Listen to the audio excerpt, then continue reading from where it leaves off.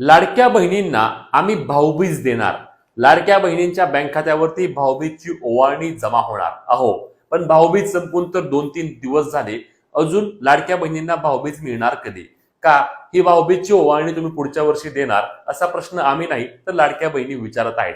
October महिन्याचा हप्ता कधी जमा होणार? ई-केवायसी झालेल्या महिलांचे काय?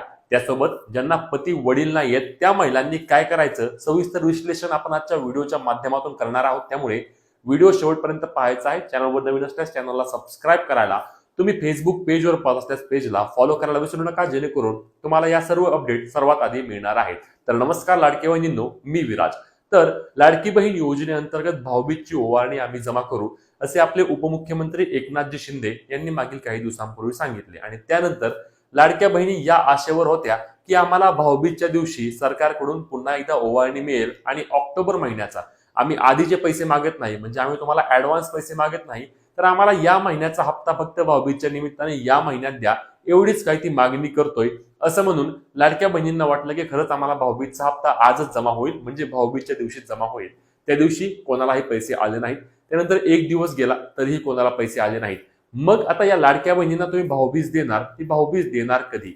ऑक्टोबर महिन्याच्या हप्त्याचे वितरण सरकारने सुरू केलं आहे का? तर लक्षात घ्या, ऑक्टोबर महिन्याच्या हप्त्याचे वितरण अद्याप कुठेही सुरू झालं नाही, ना याबाबतचा सरकारकडून कोणत्याही प्रकारचा जी-आर काढण्यात आलेला आहे. म्हणजेच की ऑक्टोबर हप्ता हा नेहमीप्रमाणे यावेळी देखील नोव्हेंबर महिन्यामध्ये जाण्याची शक्यता मोठ्या प्रमाणावर आहे. इलेक्शन आहे, सर्व गोष्टी आहेत, त्यानिमित्ताने लाडक्या बहिणींना सरकारला नाराज देखील करायचं नाही. म्हणून सरकार एकच गोष्ट वारंवार सांगत आहे की आम्ही लाडकी बहीण योजना बंद करणार नाही, आम्ही लाडक्या बहिणींना पैसे देऊ. पण लाडक्या बहिणींना इलेक्शन आधी जे 2-3 महिन्यांचे पैसे तुम्ही देत होता, किंवा इलेक्शनच्या आधी तुम्ही लाडक्या बहिणींना पुढच्या महिन्याचे पैसे मागच्या महिन्यामध्ये जमा करायचा, ते पैसे तुम्ही आता का जमा करत नाही? लाडक्या बहिणींना आशा लावून त्यांची निराशा सरकार का करत आहे? ऑक्टोबर महिन्याच्या हप्त्याची कोणत्याही प्रकारची अपडेट सरकारकडून अजूनही देण्यात आली नाही.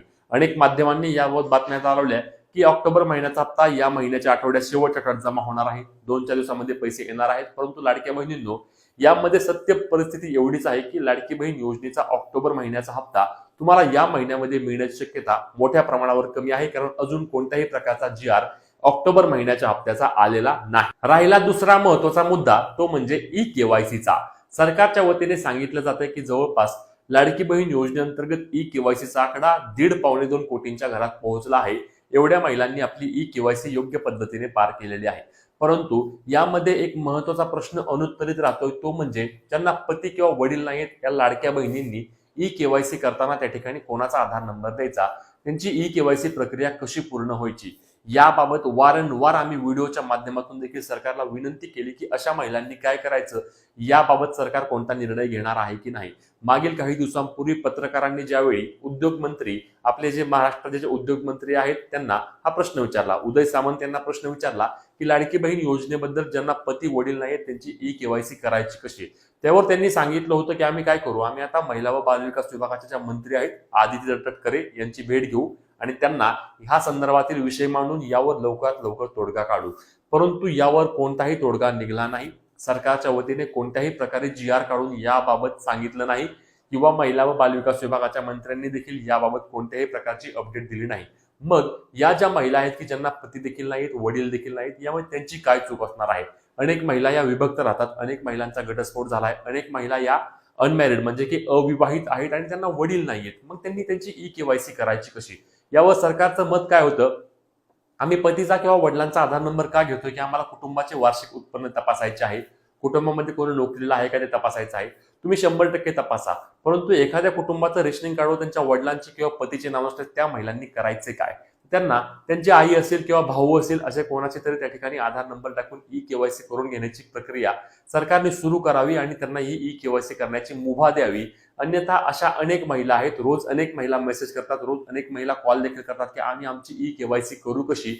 आणि अनेक महिलांना या निमित्ताने एकच उत्तर आम्हाला द्यावे लागते की तुम्ही ई-केवायसी सध्या करू नका, तुम्ही वाट पहा. परंतु महिलांनी वाट पाहायची तरी किती? एकीकडे तुम्ही सांगता की 2 महिन्यांची मुदत आहे, 2 महिन्यांमध्ये सर्व लाडक्या बहिणींनी ई-केवायसी करून घ्या. दुसरीकडे ज्यांना पती नाहीत, वडील नाहीत, त्यांची ई-केवायसी प्रक्रिया अजून सुरू नाही. मग तुम्ही असे करणार का की जेव्हा या लाडक्या बहिणींसंदर्भात, म्हणजेच की ज्यांना पती नाहीत, वडील नाहीत, या लाडक्या बहिणींसंदर्भात जर तुम्ही एखादा निर्णय घेतलाच, आता इलेक्शन देखील आहे, तर तुम्ही एखादा निर्णय घेतला तर यांना परत तुम्ही 2 महिन्यांची मुदतवाढ करून देणार का? आणि त्यांना 2 महिन्यांची मुदतवाढ करून दिल्यास ज्या लाडक्या बहिणींची आता ई-केवायसी झाली आहे त्यांना पुढचे हप्ते मिळण्यासाठी परत तुम्ही 2 महिने थांबवणार का? असे विविध प्रश्न लाडकी बहीण योजनेच्या या ई-केवायसी प्रक्रियेनंतर लाडक्या बहिणींच्या मनात उद्भवले आहेत. तुम्हाला देखील हे प्रश्न येतात का? हे देखील आम्हाला कमेंट करून नक्की सांगा. सरकारने किंवा महिला व बालविकास विभागाच्या मंत्र्यांनी याबाबत पत्रकार परिषद असेल किंवा एखादं परिपत्रक काढून हे सर्व प्रश्न लाडक्या बहिणींचे दूर करावे, जेणेकरून लाडक्या बहीण त्यांचे ई-केवायसी करून योजनेचे पैसे किंवा योजनेचा लाभ असेच योग्य पद्धतीने घेऊ शकतील. त्यामुळे याच्या व्यतिरिक्त तुमचे कोणते प्रश्न असल्यास आम्हाला कमेंट करून नक्की सांगा.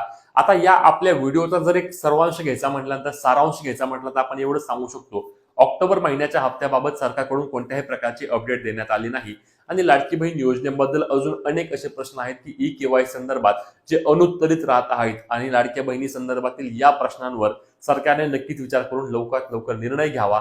अन्यथा आता फक्त 15-20 दिवस राहिले आहेत. अशा अनेक महिला असणार आहेत ज्यांना पती नाहीयेत, वडील नाहीयेत आणि ज्यांना या योजनेच्या पैशांची नितांत गरज आहे, परंतु त्या महिला परिणामी तुमच्या या निर्णयामुळे अपात्र होतील आणि मोठ्या प्रमाणावर नाराजी सरकारबद्दल देखील राहणार आहे. तुम्हाला काय वाटतं हे आम्हाला कमेंट करून सांगायला विसरू नका. ही महत्त्वाची व्हिडिओ शेअर करायला, फॉलो करायला आणि सबस्क्राईब करायला विसरू नका. भेटूया पुढच्या व्हिडिओत. तोपर्यंत जय महाराष्ट्र.